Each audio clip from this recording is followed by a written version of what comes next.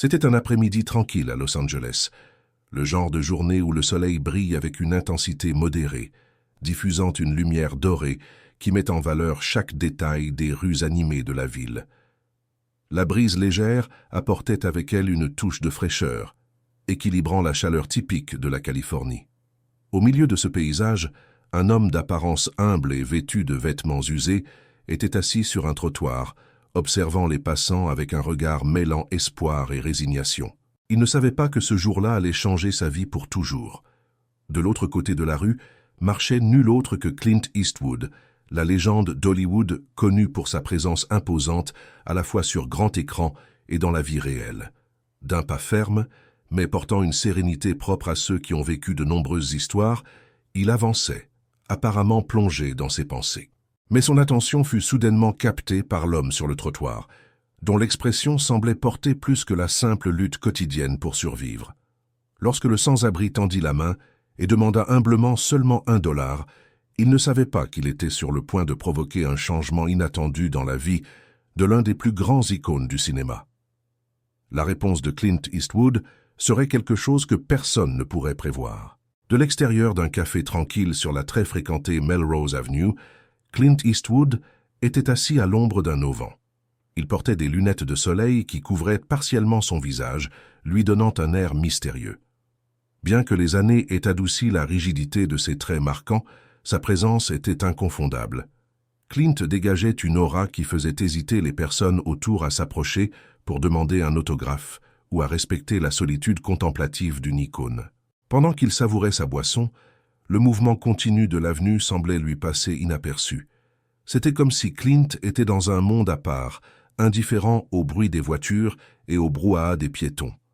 Cependant, sa tranquillité n'était pas complète. De l'autre côté de la rue, un homme observait la scène avec des yeux fatigués et une expression incertaine. Ses vêtements, un amas de couches usées et tachées, racontaient des histoires de nuits mal dormies et de jours difficiles. Son nom était Kevin, un homme qui, il n'y a pas si longtemps, n'aurait jamais imaginé être dans la position où il se trouvait. Kevin tenait une petite pancarte en carton, écrite à la hâte, tandis que l'autre bras restait près du corps, la main nerveuse remuant dans la poche. Ses cheveux étaient en désordre, et sa barbe de 3 jours accentuait son apparence abattue. À ce moment-là, Kevin n'était pas seulement un visage parmi tant d'autres. Il portait le poids de semaines passées à dormir derrière une benne à ordures dans une supérette voisine, luttant pour rester en vie avec le peu qu'il parvenait à récolter. La faim était devenue une compagne constante, une douleur qui ne lui donnait pas de répit. Cela faisait 2 jours depuis son dernier repas décent, et le besoin commençait à ronger le peu de fierté qui lui restait. Alors que Kevin regardait autour du café, cherchant quelqu'un qui pourrait paraître assez accessible pour lui offrir de l'aide, ses yeux se posèrent enfin sur Clint Eastwood. Il hésita. Quelle chance aurait un homme comme lui, invisible pour le monde, d'être remarqué par quelqu'un d'aussi légendaire? L'idée semblait absurde, mais le vide dans son estomac parlait plus fort que son doute. Respirant profondément, Kevin traversa la rue, le poids de la honte augmentant à chaque pas. En s'approchant, sa voix sortit presque inaudible, étouffée par l'insécurité. « Monsieur, pourriez-vous me prêter $1 » demanda-t-il, la tête basse et les mots chargés de malaise. Clint leva lentement les yeux, retirant les lunettes de soleil avec un calme délibéré. Ses mouvements étaient contrôlés, comme si chaque geste avait un but. Pendant un instant, son expression fut indéchiffrable. Kevin resta immobile, sentant un frisson dans l'échine, comme s'il était évalué. Il commença à penser qu'il avait peut-être fait une erreur, mais avant qu'il ne puisse dire quelque chose, Clint se reposa sur la chaise, l'étudiant avec une intensité qui semblait dévoiler les couches de son âme. « $1, hein » murmura Clint, son ton neutre presque intrigué. Puis avec un léger sourire aux lèvres, il continua. « Asseyez-vous. Parlons. » Kevin cligna des yeux, abasourdi par la réponse. Ces mots semblaient surréels, comme s'ils faisaient partie d'un film qu'il avait l'habitude de regarder avant que sa vie ne s'effondre. Il examina le visage de Clint, cherchant le moindre indice de malveillance ou de sarcasme, mais ne trouva rien d'autre que de la curiosité genuine. D'un signe hésitant de la tête, Kevin accepta l'invitation. Il tira une chaise et s'assit, se demandant encore si tout cela était réel. Ses mouvements étaient prudents, comme si un faux pas pouvait briser la étrange connexion qui commençait à se former entre les deux. Il posa la pancarte en carton sur la table, la tournant de manière à attirer le moins d'attention possible. La présence de Clint était intimidante, mais aussi étrangement réconfortante. Kevin pouvait sentir le regard de l'acteur sur lui, un regard qui ne jugeait pas, mais semblait chercher à comprendre l'histoire derrière les vêtements usés et le visage abattu. Kevin n'était pas habitué à ce genre d'attention. La plupart des gens l'ignoraient ou jetèrent quelques pièces sans même regarder dans ses yeux. Mais là, face à Clint Eastwood, il sentit quelque chose de différent. C'était comme si, pour la première fois depuis des années, quelqu'un était disposé à l'écouter. Et avant qu'il ne puisse se contrôler, les mots commencèrent à sortir. « Désolé si je dérange, monsieur », dit Kevin, la voix tremblante. « Normalement, je ne fais pas ça. Je n'aime pas demander, je essaie juste de m'en sortir. Je cherche du travail, mais les choses sont plus difficiles que je ne l'imaginais. » Il regarda ses propres mains, honteux de sa propre vulnérabilité. Mais Clint ne dit rien. Il écouta simplement, donnant à Kevin l'espace que personne d'autre ne semblait prêt à offrir. Se sentant encouragé, Kevin respira profondément et continua. « J'étais entrepreneur, expliqua-t-il, la voix embuée. J'avais une équipe, un travail stable, mais puis la récession est venue, et tout a changé. Les emplois ont disparu, les économies se sont épuisées, et les avis de retard ont commencé à arriver. Il n'a pas fallu longtemps pour tout perdre. » Il fit une pause, avalant sèchement, avant de continuer. « J'ai passé ma vie à construire des maisons pour les autres, mais maintenant je n'arrive même plus à garder un toit sur ma propre tête. Ironique, non ?» Il essaya de rire, mais le son fut amer et vide. Clint resta silencieux, mais Kevin remarqua que quelque chose dans son expression avait changé. Ses yeux, autrefois inquisitifs, semblaient maintenant plus doux, presque compatissants. Kevin, pris par un mélange de honte et de besoin, tenta de changer le cours de la conversation. « Je sais que vous devez entendre des histoires comme la mienne tout le temps. Je ne veux pas être juste un de plus. J'essaie seulement de trouver une issue. » Clint se pencha en avant, reposant ses coudes sur la table et entrelaçant les mains. L'air autour semblait devenir plus dense, plus chargé, comme si le moment s'était arrêté dans le temps. Kevin sentit son cœur s'accélérer. Il espérait que Clint sortirait quelques dollars de son portefeuille et continuerait son chemin. Mais au lieu de cela, l'acteur posa une question simple qui le prit complètement au dépourvu. « Quel est votre nom ?» Clint fourra la main dans sa poche, le mouvement lent et délibéré comme s'il envisageait soigneusement la suite. Kevin retint son souffle, anticipant déjà le moment où le dollar apparaîtrait, et l'interaction se terminerait par un au revoir poli mais désintéressé. Après tout, c'était ce qu'il attendait des gens qu'il rencontrait, même des plus généreux. Cependant, Clint le surprit encore une fois. Au lieu de prendre de l'argent, il sortit de son portefeuille une carte de visite, simple et discrète, et la glissa sur la table en direction de Kevin. « Viens ici, » dit Clint, d'un ton ferme, mais loin d'être grossier. « Cet endroit est un refuge géré par un ami à moi. Ils peuvent t'aider à te nettoyer, à trouver un emploi et peut-être à trouver un endroit où rester. Mais au final, c'est toi qui dois faire le premier pas. » Kevin regarda la carte, les mains tremblant légèrement en la prenant. L'impression simple avec le nom et l'adresse semblait porter un poids disproportionné. Pour lui, ce n'était pas seulement un morceau de papier, c'était une planche de salut qui le tirait à la surface, mais aussi un rappel des innombrables fois où son espoir avait été écrasé. « Pourquoi ?» demanda Kevin, la voix embuée et rauque. « Pourquoi faites-vous ça? Vous n'avez aucune raison de vous en soucier. » Clint s'inclina légèrement et son expression, bien que ferme, s'adoucit. « Parce que Kevin, quelqu'un l'a fait pour moi une fois.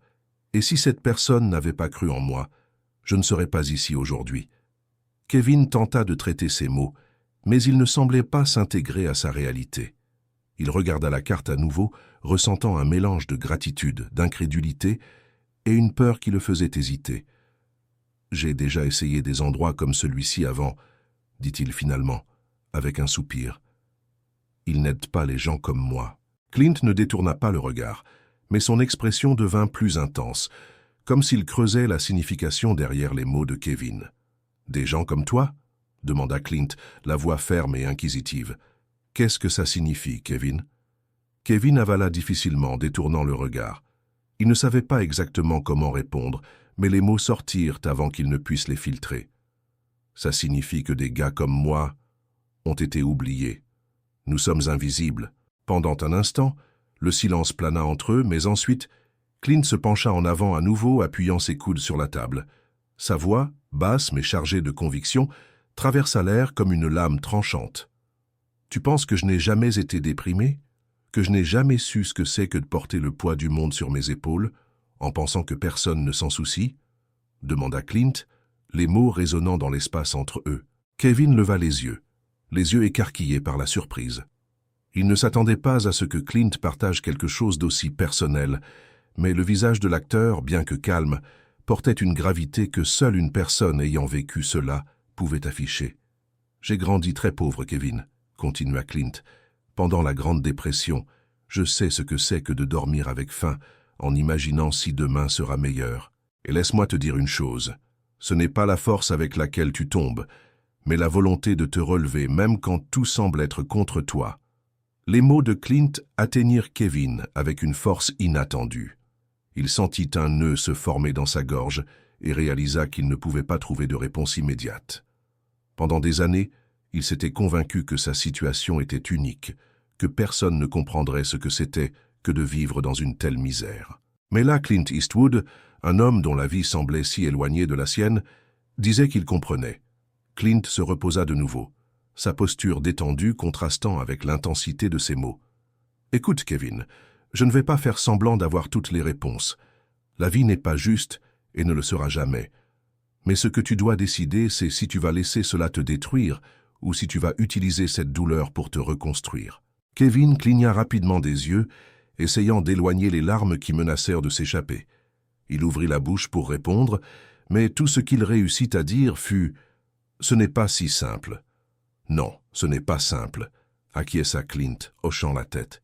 « Simple ne signifie jamais facile, mais tu ne sauras jamais ce qui peut être possible si tu n'essaies pas. » Kevin regarda à nouveau la carte de visite, les mots imprimés tremblant dans ses mains. Il pensa aux nuits froides où il a dormi sur le béton, aux repas qu'il a trouvés dans les poubelles et au nombre de fois où le monde a semblé se retourner contre lui. Mais maintenant, là, assis face à Clint Eastwood, il sentit quelque chose qu'il n'avait pas éprouvé depuis longtemps. Peut-être de l'espoir, peut-être la perception qu'il n'avait plus rien à perdre. Après un long silence, Kevin murmura enfin « Je vais y réfléchir. » Clint acquiesça, un léger sourire courbant ses lèvres. « C'est tout ce que je demande. » Kevin serra la carte fermement en se levant, sentant le poids des mots de Clint résonner encore dans son esprit. Il ne savait pas exactement ce qu'il ressentait, mais il savait que cette rencontre ne quitterait pas sa tête de sitôt. Avant de s'éloigner complètement, Kevin se retourna, hésitant. « Merci de m'avoir écouté. » Clint fit un léger signe de tête, son regard ferme et serein. « Prends soin de toi, Kevin. » Et avec cela, Clint remit ses lunettes de soleil et retourna son attention vers le café. Mais tandis que Kevin marchait dans la rue, sentant la texture rugueuse de la carte entre ses doigts, il réalisa que quelque chose avait changé. Peut-être n'était-ce qu'un petit pas, mais c'était un pas dans la direction de quelque chose de nouveau. Kevin ne remarqua pas le léger tremblement dans la main de Clint alors qu'il tenait sa tasse de café. Il ne remarqua pas non plus comment la mâchoire de l'acteur se serra momentanément, comme s'il luttait contre une vague d'émotions qui menaçait de s'échapper. Quand Kevin partit, laissant la chaise devant lui vide, Clint poussa un profond soupir. Pendant un instant, son regard resta fixé sur l'endroit où Kevin avait été assis et les souvenirs commencèrent à l'envahir. Ce n'était pas la première fois que Clint se souvenait de son passé, mais quelque chose dans cette rencontre l'avait touché différemment. Il revint en arrière, aux années difficiles de sa jeunesse. Il était plus jeune que Kevin lorsqu'il découvrit à quel point la vie pouvait être cruelle. Ayant grandi pendant la Grande Dépression, Clint avait vu ses parents lutter quotidiennement pour mettre de la nourriture sur la table. Il y avait des nuits où tout ce qu'ils avaient était une seule boîte de haricots à partager. Et c'était dans ces moments que de petits actes de bonté d'étrangers faisaient toute la différence. Clint se souvenait d'un voisin, un mécanicien, qui lui avait offert son premier emploi. Ce n'était pas un travail glamour, nettoyer des outils et organiser des pièces, mais c'était suffisant pour lui enseigner la dignité du travail, peu importe la taille de la tâche. Cet homme avait cru en lui quand personne d'autre n'y croyait, et cela avait changé le cours de sa vie. Maintenant, des décennies plus tard, Clint portait ses leçons avec lui. Malgré sa célébrité et son succès, il n'avait jamais oublié d'où il venait, ni les personnes qui l'avaient aidé en cours de route. Pour lui, aider Kevin n'était pas de la charité, c'était une façon d'honorer ceux qui avaient cru en lui dans des moments difficiles. Il savait que Kevin ferait face à un long et difficile parcours, mais il savait aussi que parfois, tout ce dont une personne a besoin, c'est de quelqu'un qui croit en elle pour allumer une étincelle de changement. Pendant ce temps, Kevin marchait sans but dans les rues animées, tenant toujours la carte de visite comme si c'était une encre. Il passait devant les vitrines des magasins, voyant son reflet dans les vitres, fatigué, abattu et usé. Mais pour la première fois depuis longtemps, il ressentit quelque chose de différent, peut-être de l'espoir. En passant devant une blanchisserie, il s'arrêta devant le panneau au néon clignotant. Avec le peu d'argent qu'il avait dans sa poche, il décida de laver ses vêtements. S'il devait se présenter au refuge indiqué par Clint, il voulait être au moins présentable. Ce fut un petit geste, mais ce fut aussi un premier pas. Et comme Kevin le réaliserait bientôt, le premier pas est toujours le plus difficile et le plus important. L'arrivée au refuge fut un défi émotionnel. Les lumières fluorescentes brillantes, le son constant des pas et des voix créaient une ambiance étrange et intimidante. Kevin se sentit déplacé, mais il fut accueilli avec gentillesse par une équipe qui ne le jugea pas pour l'état dans lequel il se trouvait. Pour la première fois depuis des années, il sentit que quelqu'un le voyait vraiment, non pas comme un problème, mais comme une personne. Les jours se transformèrent en semaines et Kevin commença à reconstruire sa vie. Le refuge l'aida à obtenir un emploi temporaire dans un entrepôt proche, où il montra rapidement qu'il était fiable et dévoué. Avec l'argent qu'il gagna, il réussit à louer un petit appartement partagé, simple, mais c'était un toit sur sa tête, un signe de stabilité qu'il n'avait pas vu depuis des années. Pendant cette période, Kevin pensa souvent à Clint Eastwood. La carte de visite, maintenant froissée et usée, devint un rappel du jour qui avait changé sa vie. Une nuit, après un long quart de travail, Kevin s'assit dans sa nouvelle maison et écrivit une lettre à Clint. Il remercia Clint pour le geste de bonté au café et partagea les progrès qu'il avait réalisés depuis. Écrire la lettre fut une façon de clore ce chapitre de sa vie et en même temps d'exprimer sa gratitude. Il n'attendait pas de réponse, mais il avait besoin que Clint sache l'impact qu'il avait eu sur sa vie. Des mois plus tard, Clint reçut la lettre dans son bureau. Il la lut en silence, attentivement, et un léger sourire se forma sur ses lèvres. Il la plia soigneusement et la rangea dans un tiroir spécial, où il gardait d'autres objets représentant des moments importants de son parcours. Pour Clint, le geste n'était pas une question de reconnaissance ou de gratitude, mais de transmettre la compassion qui lui avait été accordée un jour. L'histoire de Kevin ne s'arrêta pas là. Inspiré par son propre parcours, il commença à faire du bénévolat au refuge qu'il avait aidé. Il partageait son histoire avec d'autres dans des situations similaires, offrant des mots d'encouragement et de soutien. Peu à peu, Kevin devint un symbole de résilience et d'espoir au sein de la communauté, montrant que, même dans les circonstances les plus sombres, il est possible de trouver un chemin vers la lumière. Le café sur Melrose Avenue continua d'être un lieu de passage pour beaucoup, ignorant la conversation transformative qui s'y était déroulée. Mais pour Kevin et Clint, ce jour-là fut plus qu'une rencontre fortuite. Ce fut une preuve du pouvoir de la connexion humaine, de la manière dont un simple acte de bonté peut déclencher des changements qui vont au-delà de ce que nous pouvons imaginer.